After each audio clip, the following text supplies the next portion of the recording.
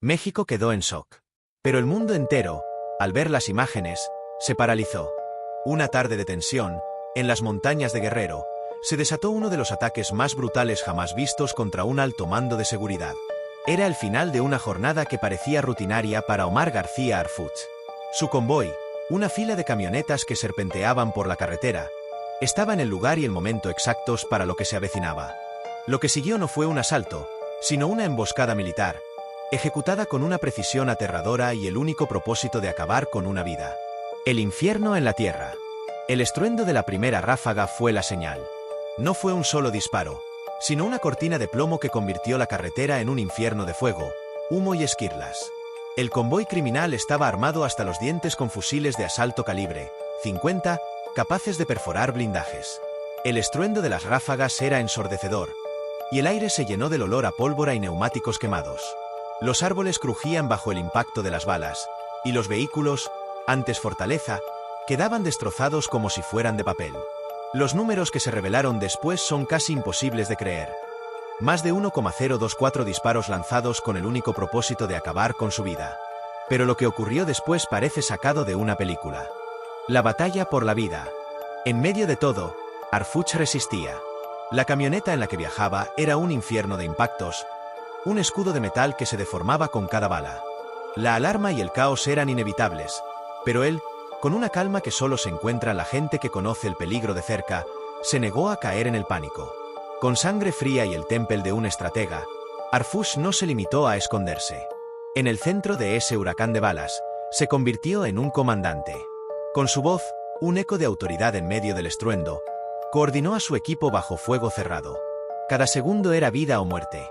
Cada disparo enemigo, una sentencia que parecía inevitable. Su equipo, entrenado para la adversidad, respondió. La emboscada se convirtió en una batalla. Ellos, con su determinación de proteger a su líder y a la vida misma, devolvían el fuego, buscando romper un cerco que parecía impenetrable. La leyenda del hombre que desafió la muerte. Pero contra todo pronóstico, sobrevivió.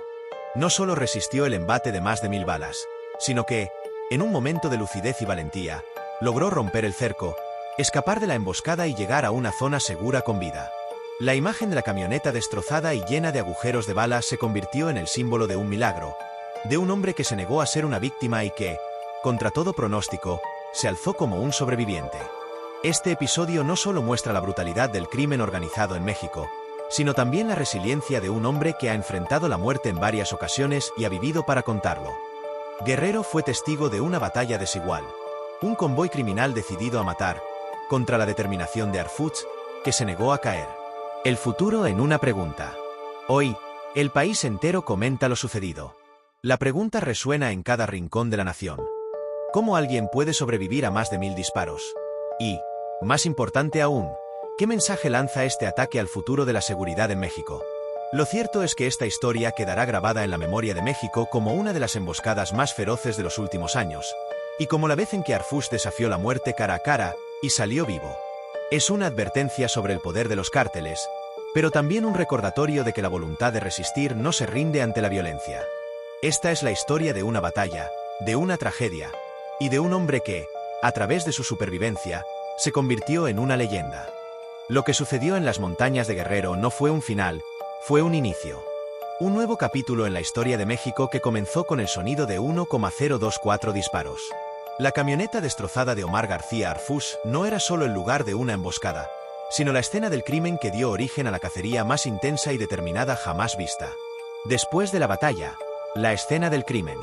Cuando el sol asomó, la carretera era un cementerio de metal y vidrio. Las camionetas, llenas de agujeros, parecían fantasmas de un conflicto. Los peritos forenses, atónitos, contaban las balas esparcidas por el asfalto. Cada una era una intención de matar. El número, 1,024 disparos, no era una estadística, sino una declaración de guerra. La pregunta no era solo cómo Harfuch había sobrevivido, sino quién había orquestado un ataque con tal nivel de saña y preparación. Pero la respuesta a esa pregunta no vino de un interrogatorio, sino del hombre que había desafiado a la muerte. Desde su cama de hospital, Harfuch, herido pero con la mente más clara que nunca, se convirtió en el epicentro de una nueva operación. Su supervivencia no fue una coincidencia, fue un punto de quiebre. En su mente, Cada bala disparada era una pista, cada fragmento de metal, una pieza del rompecabezas. La cacería había comenzado. La cacería del fantasma y la red de traición. El primer paso fue tecnológico. Los expertos en ciberseguridad, dirigidos por el propio Arfus, analizaron las comunicaciones interceptadas, los drones de vigilancia y cada detalle digital del ataque. Lo que descubrieron fue más allá de la brutalidad. El ataque no era obra de un solo cartel, sino de una red de traición que se extendía mucho más allá de las montañas de Guerrero. El operativo, de una magnitud y precisión insólitas, solo podía haber sido planeado con información privilegiada y con el apoyo de figuras de alto rango. Los datos revelaron una conspiración con nombres de poder, con políticos y empresarios que habían facilitado el ataque, creyendo que la muerte de Arfus les garantizaría un futuro sin obstáculos. Un futuro donde el crimen y la corrupción podían prosperar en la sombra, sin un hombre que se negara a mirar para otro lado. El segundo acto de esta cacería no fue en las calles, sino en los pasillos del poder. Mientras la investigación avanzaba, Arfus y su equipo actuaban con un sigilo quirúrgico. Se interceptaron mensajes encriptados, se rastrearon transferencias de dinero y se desenmascaró a los traidores uno a uno. El ataque de Guerrero no fue un final, fue un catalizador, un quiebre que obligó a las serpientes a salir de sus escondites. El desafío de un país entero. El país, que había visto la brutalidad del ataque, ahora era testigo de la resiliencia de su héroe. La historia de Arfus no era solo un relato de supervivencia, era la prueba de que el mal, por más organizado y poderoso que sea, puede ser derrotado.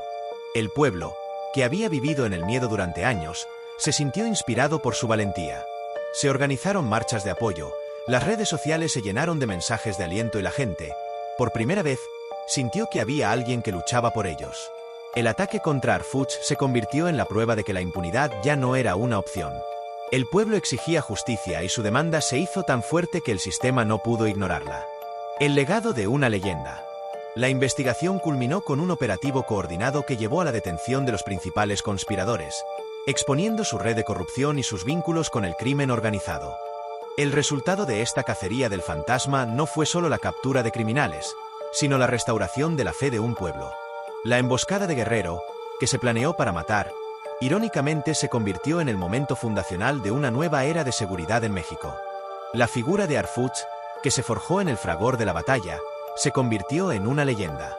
El hombre que se negó a morir fue la chispa que encendió la llama de la esperanza en un país entero. Su supervivencia no fue un milagro, sino el recordatorio de que cuando la determinación se une a la justicia, la luz siempre vence a la oscuridad.